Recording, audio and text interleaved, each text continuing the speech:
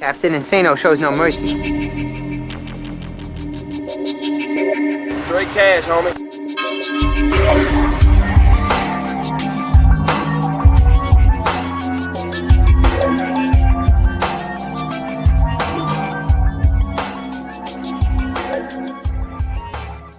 Hold on to your butts.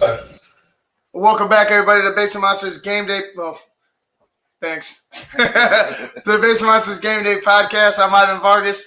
That's Luke Nettles. Halftime of the Rams and the Cardinals. Right now, the Rams are up 14-7, and the Rams look really good on offense. They look really good on defense as well. The Arizona Cardinals have 82 yards of total offense in the first half, and the Rams have 223. That's not going to get it done. They're really, really frustrating Kyler Murray. Yeah, and Jared Goff's having a great day. I think he's only missed 7 passes or something like that out of I think he's 21 for 28 or something like that. But yeah, I mean it's the Rams defense. We know exactly what the problem is, and Kyler Murray he started moving here towards the end, right before they missed the field goal. He got a couple passes, but he's a small guy. That's a big defense. They're fast, and who's outside of? It's not like he has the luxury that Jared Goff has. He has he has Hopkins and maybe Dan Arnold, Christian Kirk every now and then. The people that need to get going is Edmonds and Drake. Well, check it out. They got this is Kyler Murray's night. 3 for 12. 3 for 12 in the first half. 73 yards and a touchdown. And a lot of those yards probably came on that last drive right before they missed the field goal. Right, and you know what? It's just not getting done. It's 2 carries for 11 yards for Chase Edmonds, 1 for 4 for Murray, 4 for 3 for Kenyon Drake. The leading receiver is Dan Arnold. Yeah. And he only had 1 reception for 59 yards and a touchdown, and that was that, like you said, that last drive. Hop had a couple catches too right there in that last one, so they might not have that updated. But right. Yeah. Hop had a couple right there towards the end, and they'll get going. But I mean, it's brutal right now. Right now, watching the Cardinals off, I was expecting Kyler Murray to get off on to a quick start. Mm-hmm. Maybe some of the design runs for him. That's I think to get him going, because we talked about it before. How do you beat Kyler Murray? Make him beat you with his arm. Make him throw it all over the air, all over the yard. And right now, he can't do anything. Mm-mm. He can't do anything. No, I think I think the thing that with this defense, being as big as it is and as aggressive as fast, I think there needs to be some play action quarterback keepers where he needs to fake to the back, and instead of just dropping back, just take off, just go, because those guys just are play action boot. They're just coming. The defense is just closing so fast, and they do. I mean, that's what they do in St. Louis. They're aggressive. I feel like you have a little success with that, but you don't want to get carried away with it because you don't want him to get smacked, and then now you don't have him.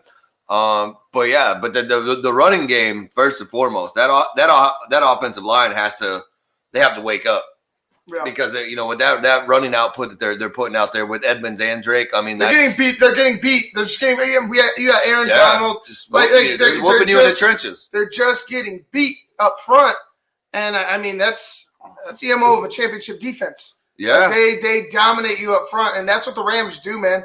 They dominate you up front, but they also force you to change your line or because you got Aaron Donald, so you got 2 guys here, and then you see Leonard Floyd all of a sudden is a superstar because nobody's blocking him. Right. You know what I mean?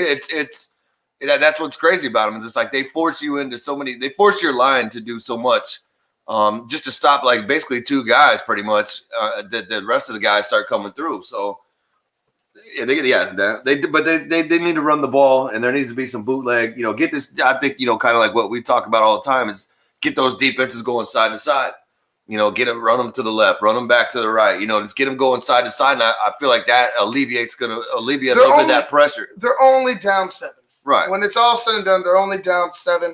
And if you look at the stats of the just efficiency for the Rams, 21 of 27, 180 and a touchdown for Jared Goff, 14 carries, 41 yards and a touchdown for Cam Akers. And then they're obviously you got Darrell Henderson and Malcolm Brown, but that's fine. One of them eats in the first half. Right. Then pick your poison in the second half. Which one you want to use? That's going to have a big 2 quarters. It's efficiency. He's hit 7 receivers. Yeah, and he's only missed 7 passes. So I mean, the guy's playing well. I mean, I feel like that defense is as long as he can get sustained drives, let that defense rest, and let because playing that defense fresh every other. However often, but like every drive, like they're coming out rested, been on the sideline 10 minutes. Like that's like playing them from the beginning of the game all the time. Right. Just like they just keep getting that rest, and they get that rest. And you're obviously not doing anything to help wear them out because you've only ran the ball 7 times. Exactly. And that's where I'm like, what the fuck are you doing? Like, you know what I'm saying? Like, like Kyler Murray's, like you've attempted 12 passes. Right. 3 of them have connected. Why not? It's weird. Like, why not attack with Kyler Murray's? But I mean, his best asset right now are his feet. He is a good. Like, look, I think he's going to be a good quarterback, potentially a Russell Wilson type of a guy. But right now, he's not. He's not the passer that Russ is. No, and he doesn't have the receivers. Exactly right. He doesn't have the receivers and maybe potentially the protection. But use his feet. Yeah. Use his best asset.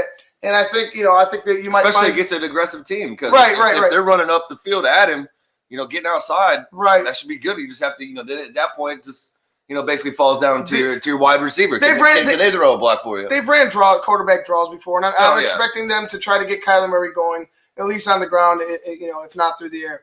All right, guys, we're gonna go ahead and wrap things up here for Basement Monsters halftime report. It's 14-7, like I said, going into the third quarter. Rams are up over the Cardinals, and this one has big playoff implications.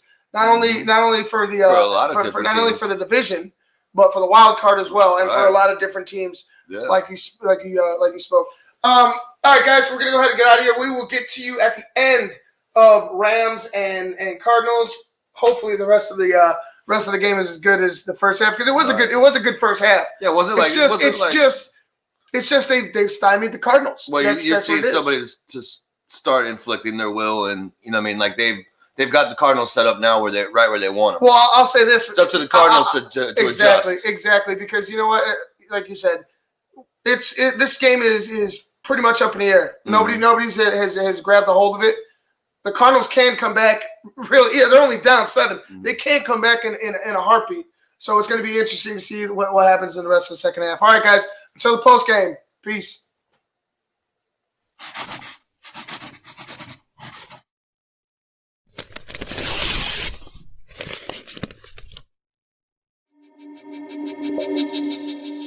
Captain Insano shows no mercy.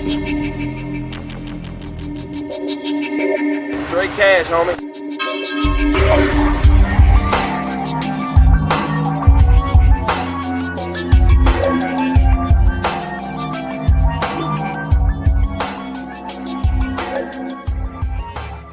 Hold on to your butts.